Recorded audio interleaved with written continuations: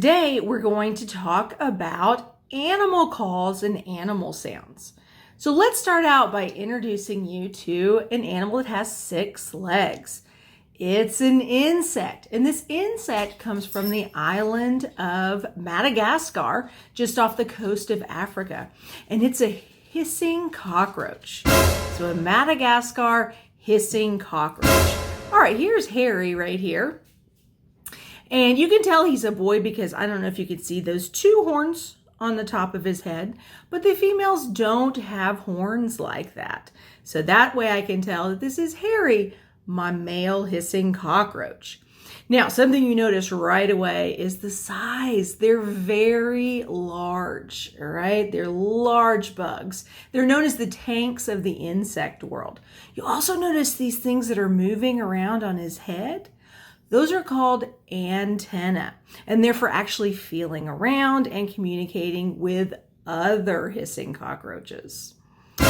All right, you'll also notice these little black dots along their abdomen. By the way, insects have 3 body parts. They have a head, a thorax, and an abdomen. So along Harry's abdomen, you can see these little black dots. Those are called spiracles. That's how an insect will actually breathe, is through the spiracles.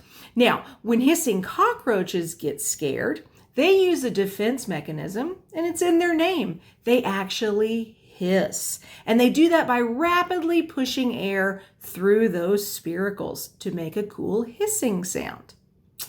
All right, one other thing is that they have their skeletons on the outside of their body. It's known as an exoskeleton. All right, let me get him coming back around here so you guys can see him. All right, so that's called an exoskeleton. It's on the outside of their body. And then you can see 1, 2, 3, 4, 5, 6 legs. Now, unlike the cockroaches that you find here in Alabama, they do not have wings, so they cannot fly. But they do have teeny tiny hooks on each of their 6 legs that allow them to walk straight up walls. All right, so I actually have some other friends here with Harry, some more hissing cockroaches, and I'm going to see if I can get one of them to make that hissing sound we were talking about.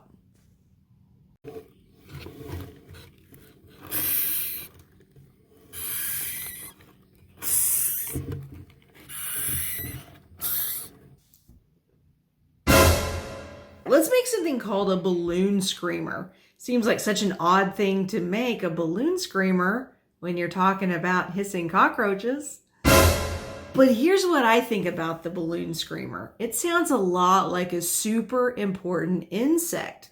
This insect is a major source of pollination in the spring.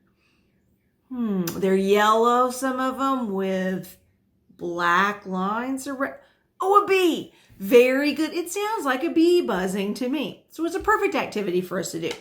All you need is, this is a hex nut right here. So somebody has a hex nut. Whatever size you need, that's fine. It can be big or it can be small like this. Just find a hex nut and a balloon. I'm going to put the hex nut inside of the balloon, just like this, and then blow it up. Be sure not to swallow the hex nut. That would not be fun.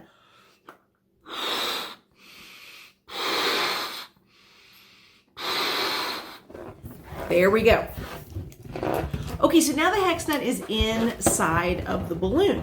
So if I can get the hex nut to move and put it in motion, it's going to actually rub against the inside of the balloon. It's creating friction. But when it creates that friction, it makes a cool sound.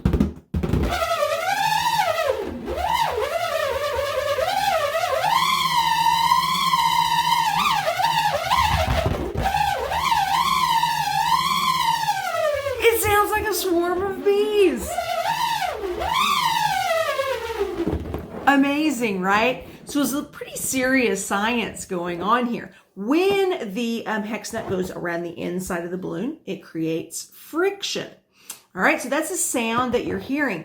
But if I'm doing this and I suddenly stop,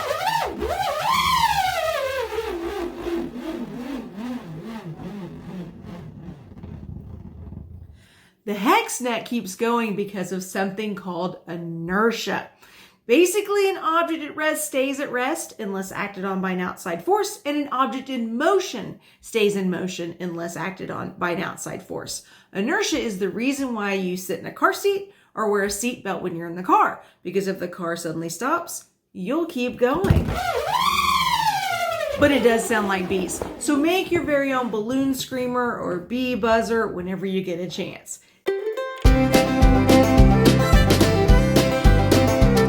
Look who I have with me. It's a chicken. Oh, we're gonna let her get comfortable. There we go. Okay, so we all know that chickens lay eggs, right? But did you also know they're descended from dinosaurs? I'm not kidding. And they can lay different colors of eggs. Isn't that amazing? Did you know you can hypnotize a chicken? You certainly can. And we're gonna talk about how to do that in just a little bit. And did you know chickens have wings? All right, so let's learn some more chicken fun facts, and we're gonna make a cool activity. It's called a chicken caller. Do you hear the sounds they're making? We're gonna use sound to make the same sounds that chickens make. We're gonna have fun. Chickens come in all different shapes, sizes, and colors. Hey, Charlotte. Believe it or not, you can hypnotize or put into a trance some chickens. All you have to do is hold the chicken's head down against the ground and draw a straight line using a stick, your finger, a marker, whatever. The line should start at the beak and extend straight outward in front of the chicken. If done properly, the chicken or rooster will be put into a state of trance. This is actually a fear response from being restrained. Therefore, no chickens were harmed or hypnotized during the filming of this video.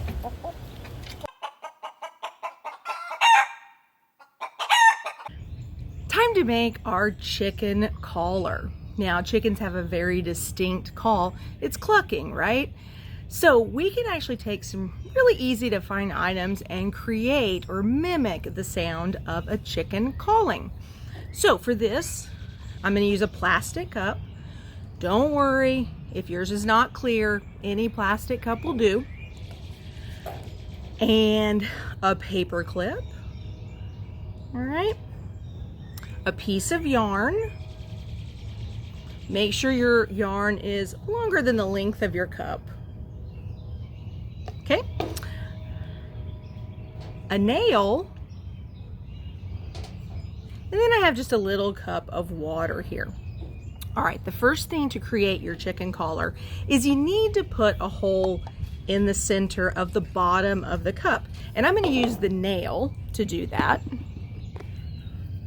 So you might need some grown-up help for this. So I'm just twisting it to get it started, to get it going.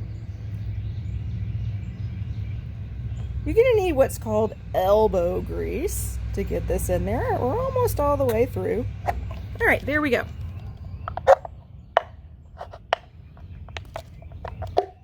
All right, now I have a hole in the bottom of my cup. The next thing, and this is a little challenging too, so you could need some grown-up help.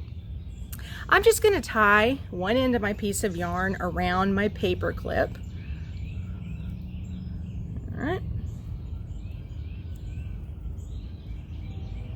And you want to get it fairly tight.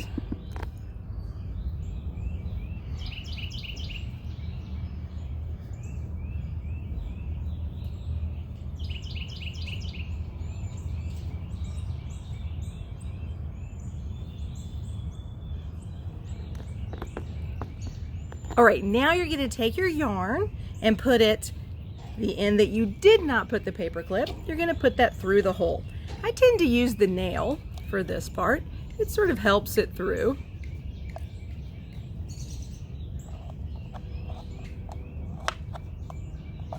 So I'm just getting enough of the end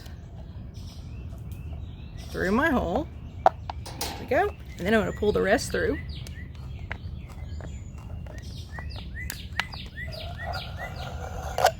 Just like that. And you'll notice the job of the paper clip is to hold your piece of yarn in place. So we're going to use a type of sound called stick and slide to make our chicken collar sound. This is where your little cup of water comes into play. So what I'm going to do is I'm going to take my index finger and my thumb, just kind of get those a little wet in there. It helps with the stick and slide process. And then I'm going to squeeze, not too tight, my yarn and pull my hands, my fingers, down the length of the yarn. This will create that stick and slide. Check it out. Let's try it again. Doesn't that sound like a chicken? So what's happening here is you're actually amplifying the sound of your fingers sticking and sliding down the length of the yarn. Those sound waves or vibrations bounce off the inside of the cup, making it louder, making it sound a lot like a chicken calling for some other chickens. Let's try again. All right, let's all do it together now. 1, 2, 3.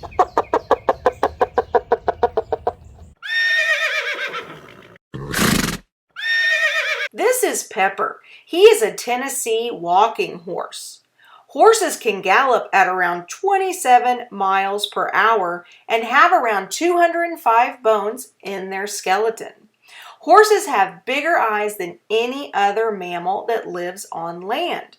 Because horses' eyes are on the side of their head, they are capable of seeing nearly 360 degrees at one time.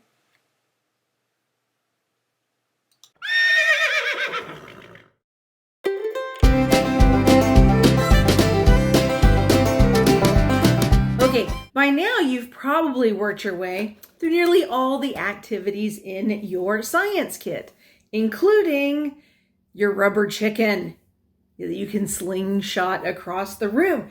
You're actually, when you do that, you're doing an energy transfer.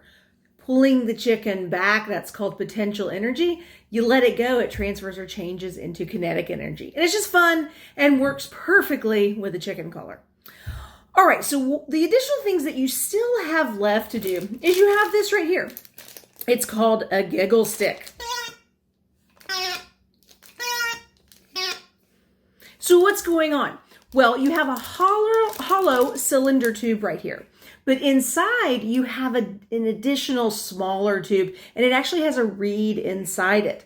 As that second tube goes down, or up in this case, like this, or you just go crazy, it's actually pushing air through that. So it's making sound through the reed. And it's just funny and possibly extremely annoying. All right.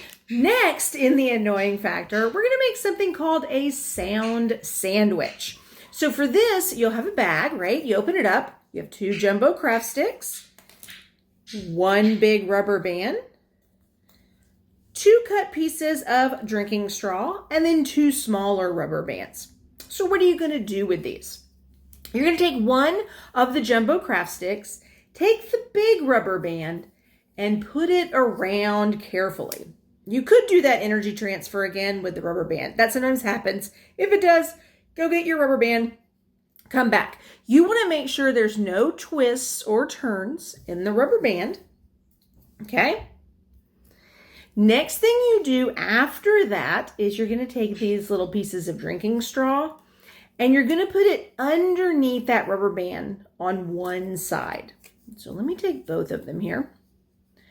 And it's going to sort of look now like a skateboard, right? Okay. So a sound sandwich. To make this look like a sandwich, you're going to take what would be the wheels of your skateboard. They're going to be facing up towards this ceiling. Then you're going to add that second jumbo craft stick like this. Sound sandwich. But you want to hold it together. You're going to do that by putting those little rubber bands here on the end. This is a part you might need a little grown-up help for. It's a little difficult to do, but you can do it. I know you can. So there we go. And it needs to be on the outside of that rubber band. Don't put it in the middle of your sandwich here. I'm going to do the other side now.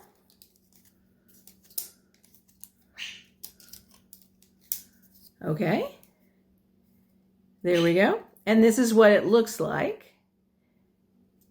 So speaking of sound, you might actually be hearing my bird Melvin in the other room. Melvin is making some sounds for us. We're talking about animal sounds. He's a Pyonis parrot, so he's making parrot sounds.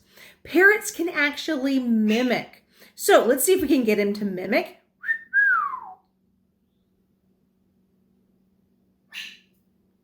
Not so much a mimic, but I'm going to try again here in just a minute once we get done with our sound sandwich. Okay, here we go. So what do you do with it? Well, if you can actually get the rubber band that's inside to vibrate, sound is actually vibrations.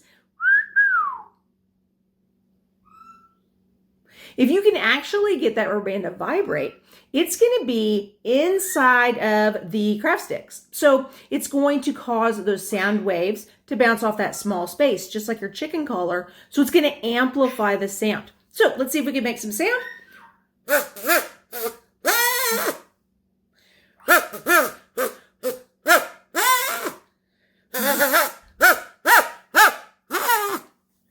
You can. Isn't it annoying and fun?